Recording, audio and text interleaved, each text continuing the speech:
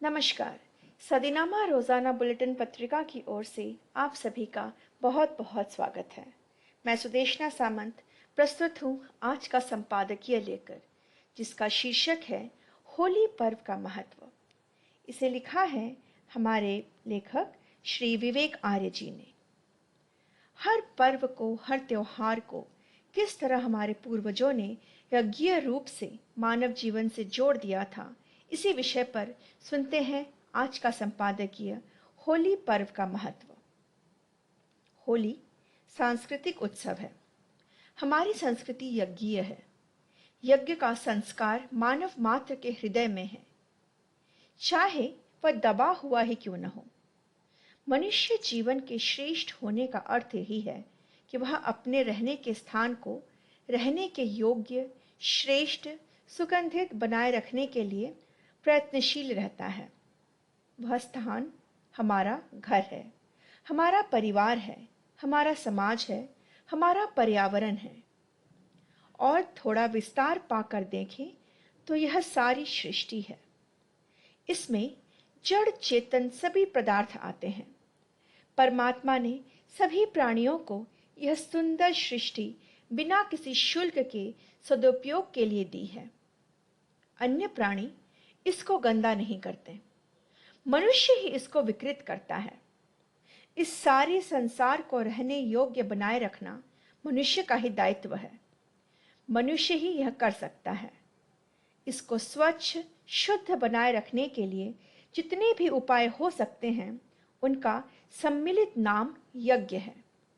इसीलिए हमारे बुद्धिमान पूर्वजों ने हमारे सांस्कृतिक पर्वों को, हमारे उल्लास को, हमारे पारिवारिक व सामाजिक उत्सवों को, मांगलिक कार्यों को यज्ञ से जोड़ दिया, ताकि हम इस संसार का, संसार के पदार्थों का और अपने जीवन का संपूर्णता के साथ सदुपयोग कर सकें।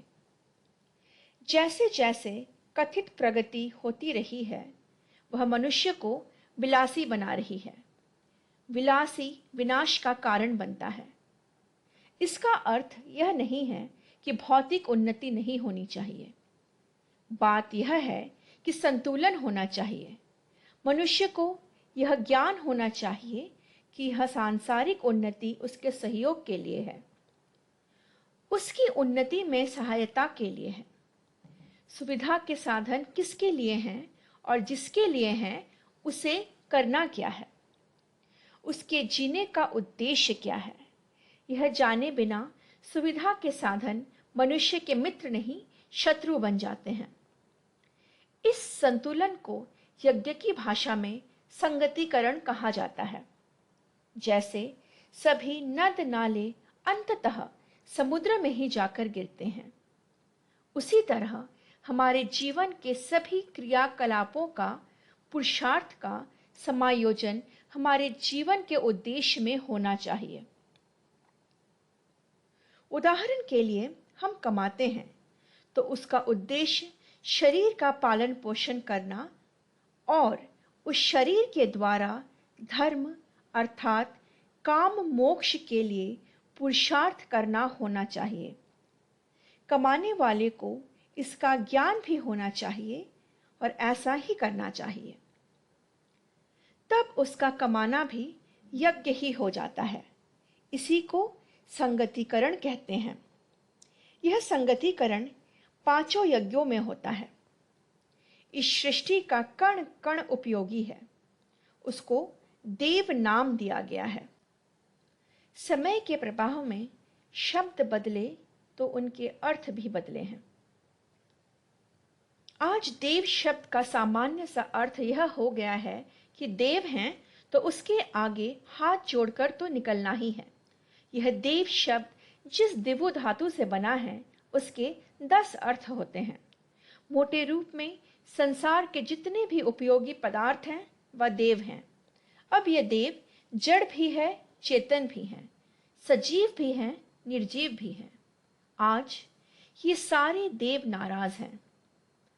हमारे भाइयों को लाखों किलोमीटर दूर ब्रह्मांड में घूम रहे ग्रहों के कुपित होने की चिंता तो है, पर हमारे आसपास के देवताओं के कुपित होने की चिंता नहीं है। भौतिक उन्नति तो इन देवताओं को रुष्ट कर ही रही है। प्रगति की अंधी दौड़ में भूमि विकृत हो गई, हवा विकृत हो गई, जल दूषित हो गया। यह संतोष की बात है कि अब बुद्धिमान लोगों को यह चिंता होने लगी है कि यह सब जो बिगाड़ा गया है, यदि ठीक नहीं किया गया तो विनाश हो जाएगा। लेकिन पर्यावरण की शुद्धि पत्तों को पानी देने से नहीं होगी, जड़ में पानी देने से होगी। पर्यावरण को शुद्ध करने का सर्वश्रेष्ठ और संपूर्ण तरीका हवन है। जड़ देवताओं के नेता अग्नि को श्रेष्ठ पदार्थ देने से वे सब देवताओं को मिल जाते हैं। अग्नि को दिए बिना वे खा भी नहीं सकते हैं। जठराग्नि ना हो तो हम भी नहीं खा सकते हैं। यह बिल्कुल व्यवहारिक विधि है। जिसके पास जिस वस्तु की कमी है उसे वह दे दो। बच्चा भी इस बात को समझ सकता है। पुष्टि चाहिए तो पुष्टिकारक पदार्थ दे दो। दुर्गंध दूर करनी है तो सुगंधित पदार्थ दे दो। चेतन देवता भी नाराज हैं। बुजुर्गों की दुर्गति हो रही है। आपने कभी बंदरों को देखा है? खाने के पदार्थ पर एक बड़ा बंदर कब्जा कर लेता है। कमजोर देखते रहते हैं। क्या मनुष्य बंदर की ही औलाद है? कोई मनुष्य भूख से तड़प रहा है, कोई पकवान खा रहे हैं। किसी के तन पर लंगोटी नहीं है, रहने को झोपड़ी नहीं है। और आप विलासितापूर्ण जीवन जी सकते हैं? इसका समाधान कोई साम्यवाद नहीं है। इसका समाधान यज्ञीय भावना है। केवलाधो भवति केवलाधि। अकेला खाने वाला पापी होता है। यज्ञ कहता है दूसरों को खिलाकर खाओ। अन्न ही तो संपत्ति है।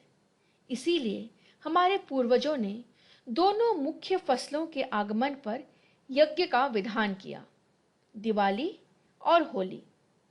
पहले यज्ञ करो, जड़ देवताओं को खिलाओ, फिर चेतन देवों को बांटो, फिर स्वयं खाओ। तब सभी देवता प्रसन्न होंगे। कहीं अज्ञान, अभाव और अविद्या का नाम नहीं रहेगा और यह सृष्टि हमारे रहने का स्थान सुंदर और पवित्र रहने के योग्य बना रहेगा। आप सुन रहे थे हमारे आज का संपादकीय। अगली बार फिर मिलती हूँ एक नए संपादकीय के साथ। तब तक आशा करती हूँ आप सभी कुशल रहें, सुरक्षित रहें। धन्यवाद। सुनकर देखो, सुनकर देखो, सुनकर देखो जी। ममता राहुल मोदी बोले, लिखे जितेंद्र जी।